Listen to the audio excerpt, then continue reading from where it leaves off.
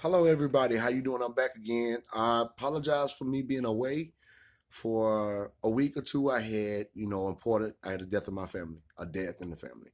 So me and my family got together and we took care of the matter and everything. My niece, she is like my niece, but my cousin, she was killed in a car accident. So she was only 20. So but everybody did really well. They were able to sustain their emotions, and her parents took leadership and all of that good stuff. They stood up in front of everything, and they were actually, her mother was the life of the party. As we didn't have a party, but people come in and celebrate. Her mother was there, like, "Hey, everybody, how y'all doing?" And everything. So they were a source of strength and pride, and a source of amazing strength. But I'm back again, and of course, the main issue is black issues. To talk about black issues, I'm back again. I've been seeing a lot of stuff in the media since I've been gone. A lot of pathetic stuff, a lot of stuff that's good, and I'm just sitting in my living room right now, and I've been seeing. Shout out to Kwame Brown. He just blew up overnight with his YouTube channel. Kwame Brown. This guy's amazing. First I want to say, when I listen to this guy, it's like listening to my big brother or somebody, or my cousin or uncle, somebody close to me. It's not like an icon is trying to relay a message to me. This is what I like about Kwame. Kwame.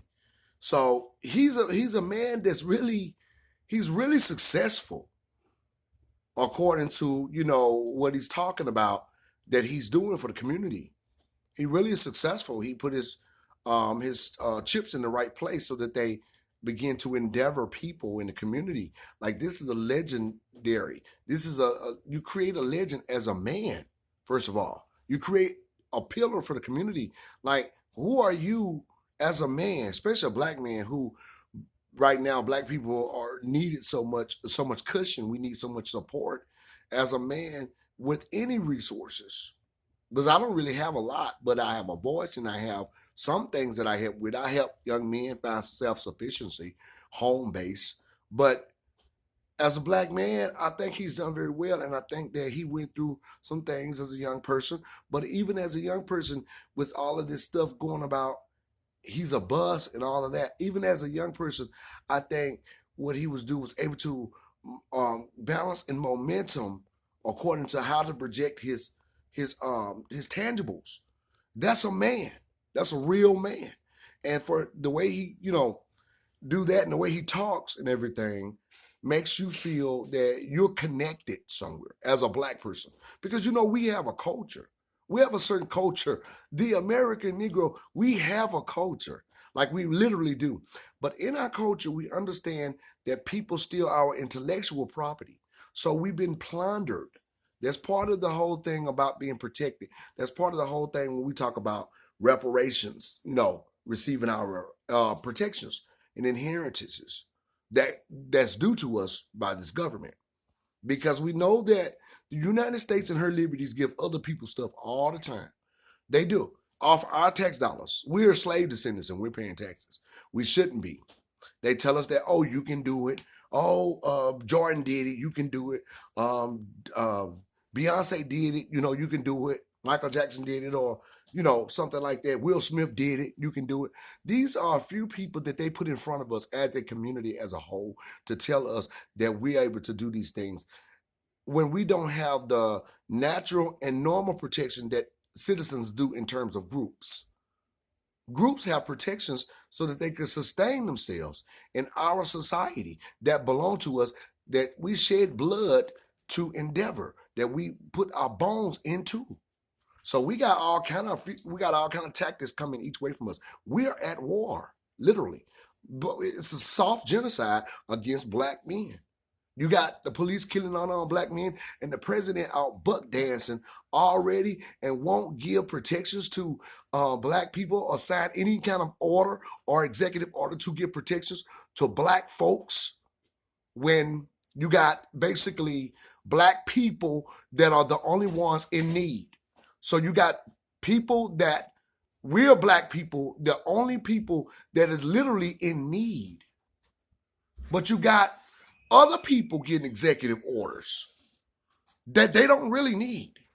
or what they may end up needing them from somebody else's country that are immigrants. This is a slap in the face. This is basically letting black people know that you're still in slavery. Okay. So I follow Vicky Diller. I follow the New Voices of Black Media. I follow everybody. I know some people be pulled apart. We all need to proxy each other, except for the fact that sometimes we need to correct each other. That's what I like about the Black Authority. I follow Yvette Cornell when she was on. We need to look and see what each other's doing.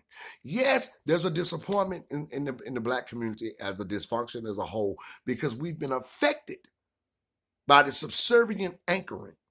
Whereas though in slavery or after slavery, we've been shown how not to trust one another. We've been shown that, we've been shown over and over again, we've been harmed for it. We've been killed because we were trying to protect each other. So that is a problem.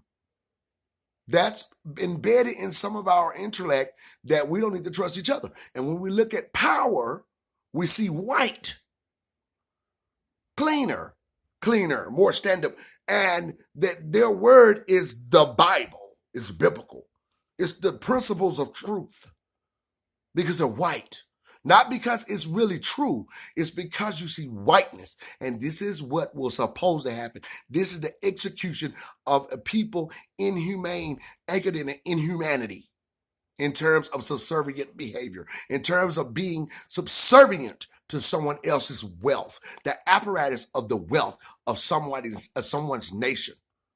But you say that this is freedom and this is our nation, when it is ours. We built it, we suffered this nation. And it's the first world, the United States, a first world country, a country where everything's at, where people call it the dream. You giving so-called native Indians casinos, resorts, land. They picking up checks every month. They don't pay taxes. Japanese concentration camps. Now you're going around talking about reparations to Black Wall Street, Tulsa, Oklahoma, which we understand that.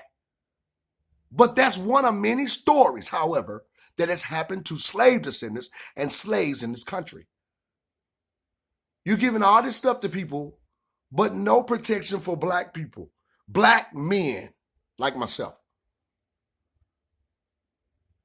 Being shot unarmed black men by the police. No protection. But you're giving protections to Asians and also trying to push the narrative that blacks are harming Asians. That is not true. You're giving immigrants millions and billions of dollars to bust them over this country in different states to anchor them in our opportunities in our faces while we're being shot and killed by police and denied resources from our government while we're in litigation with our country and our constitutional rights have been denied. That is war. That's an act of war. You're weaponizing a society against black folks. And this is where we say something. So what do you want us to do? Be quiet about it? Yeah, but you got some people fooled. Some of our parents are even fooled. You got our children, some of our parents, people in our family and community fooled. But we at the grassroots, and we who follow and is a part of the New Voices of Black Media, understand. We understand your broader perspective. We understand your manipulative tactic. We understand your chessboard. We understand it. Your heinous acts of simplicity, complicity. Your heinous acts of withholding things that are dear to us.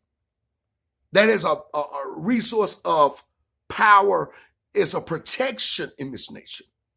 So we going unprotected. This is how the United States survives, by protective mechanisms. This is the liberties of the United States. That's why you give them to people that don't even belong here, because they couldn't survive if they didn't have it. This is who the first world nation is. This is the the shaping and the anchoring of a first world nation that you're denying to descendants of slaves, that you're denying to black people, black America, the American Negro. Anyway, so we here to discuss that openly. I'm unapologetically black. I don't care what, I'm not with that. I know the LGBT stuff, and I'm not with all of that because I'm not gonna let anything out there misrepresent who I am first. That's an offensive. It's not about saying what somebody do or telling them or being homophobic or saying what this person do and don't do. What's offensive is for you to tell me I'm something else first other than myself. I'm black first. That's something the writing is on the wall. When you see me coming, that's what you see. When you hear my tone, when you understand my culture, that is what it is. Whether I'm sophisticated or respectful or not, I am black. I'm a black man, a sophisticated black man, a respectful black man. And I'm not an old black man. So I got to worry about whether the police stop me. And if I make the wrong move, what's going to happen? And my president here done got my whole community and my politicians to stomp for him. And if it wasn't for us in our community, he would not be in the reins of power. But you're giving everything to everyone else and denying me resource or denying me protection at the base. Not even over the throttle top in terms of what I'm owed. You're telling me reparations is a study, but you're giving it to other groups. Now, I'm going to get on the correction of the Black Caucus. Then you don't realize, let me talk directly to our politicians and directly to the community who's voting for these people and who's mirroring and emulating their character. This is very serious. These politicians are out here buck dancing in the street after President Joe Biden, Jim Crow Joe Biden, is giving a symbolic reparations by talking about it. Now, you pass all these executive orders for other groups. Let's not forget that. But now you want to talk about the Black Massacre. You didn't pass no executive order on it. This conversation, according to the Black Massacre, could go on and on, just like the Holocaust conversation can go on and on. It's just that deep. It is a very deep conversation. There are libraries who will not let you get a hold to the material in the archives concerning Black Wall Street because they understand that they committed a horrible, horrible, heinous crime. A barbaric crime was committed that caused the reshaping of Black development, who caused to slow the progress and to cut Black development off at the knees. So in terms of that type of Black development and community, we don't get to mirror that. We don't get to emulate that because you took it away through, military force. Militant force. You took it away illegally. You, as a country, allow United States planes, United States military gear to suffer an innocent community and tried to hide the information, the literature on this. You have libraries right now asking people who come there, approaching the libraries in our counties as teams to try to get that information through the archive. And they're saying it's locked away. What do you need with it? So people have to answer the question in terms of looking at the crime that's been committed against Black people. Because it was strategic. Because we're smart and you know it. We invented a lot of stuff too. So you got these white people, poor babies, and they're not poor, running around here believing that they have such a contribution in this society. When we as slaves, descendants of slaves, have partnered such a way, in such a phenomenal way, until this America is the first world nation, off our backs, blood, and off our nightmare. But you're giving other people political incentives off our tax dollars. That means we're still in slavery. We're just not working in the fields and being beat. We are political we are political slaves. We're still in subservience. We are in economic slavery. We are in industrial slavery. You cannot go through a door that's locked without the key in order for you to be in the other room.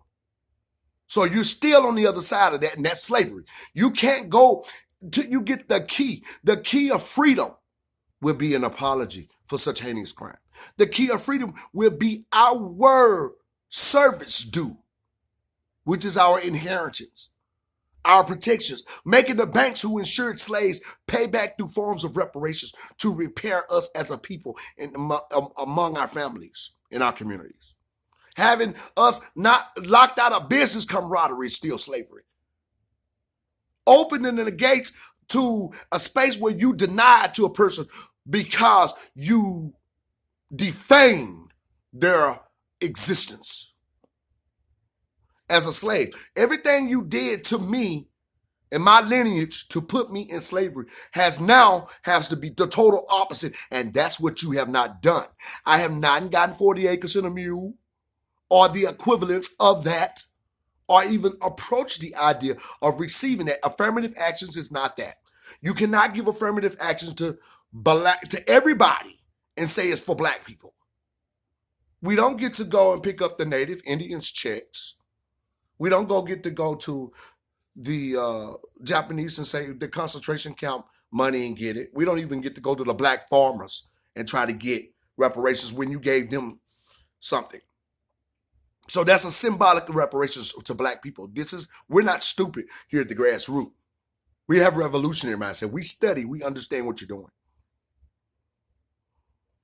You don't allow us to go somewhere and get what belongs to somebody else. When white people who back in the day were given money because they didn't have slaves or free labor, that was not given to us.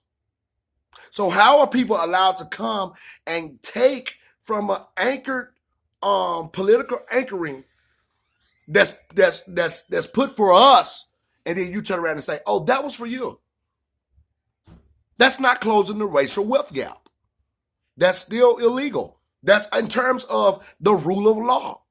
And in terms of the rule of law, we're out of order if we don't practice self-preservation. That is the first rule of law, which our politicians are not doing. So you got Sheila Lee Jackson and all of them buck dancing. I mean, literally, slave music is playing. And they out dancing. This is true. This is not a canard. This is really happening. I can show you. I mean, of course, this is a YouTube channel. I can say that, whatever copyrights, this is free, use of, a open policy, whereas though the YouTuber is a public YouTuber, so forth and everything. But I'm going to show you also what I seen, and hopefully my sister don't mind, and she probably wouldn't, because I want this to be pushed from my channel to other people's channel so they can get this. You got this. Let me listen to this. Look at this mess. This is Vicky Diller, but I want you to look at this mess. I'm gonna cue it for you. Fair Use Act. Fair Use Act, right? Obtained for services awareness. Excuse me, family. I beg your pardon. Watch this. This is ridiculous. You got Sheila Lee Jackson, out there buck dancing with the president and everyone. That's what slavery was. You got to understand what we understand. You were supposed to be in this country a happy slave, so they made you dance and sing. And when people going through hardship, you sing and you dance, right? So in slavery, there's hardship, so we sing and dancing. The Congressional Black Caucus dancing. So anyway, you sing and you dance as a slave. That was a culture of slave enforcement. Whereas though they would tell you to sing and dance and be a happy slave, but it still didn't fit us. We didn't want it. Nobody wants slavery. You don't know when you're going to live or die. Your children going to be there tomorrow. We suffered the most at this country, and as Edwin Baldwin said, to be relatively conscious black man is to be enraged. to see what really goes on. Like, we shouldn't even be here according to what we've experienced. A lot of us. So I give much oblige to black people. But however, you don't have time to be buck dancing Sheila Lee Jackson. Dancing because the president is almost promising reparation to the survivors of the Black Holocaust, Black Massacre, and Black Wall Street. Because what about Rosewood? What about me? My family from Alabama, where the KKK ran my grandmother off her land, and my grandfather was burned alive, my great-grandfather, in a nightclub, and the KKK came looking for them and ran them off their land, and they went to another location, and she married there, and this is where my mother was born, and her brothers, and then me, and I met my father. And my father and mother are both descendants of slaves. Whereas though they also suffered this, and then we suffered the hands of racism because the laws were incorrect.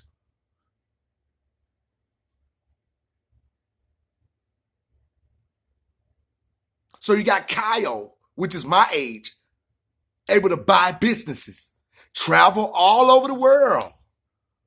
He's global because he's white.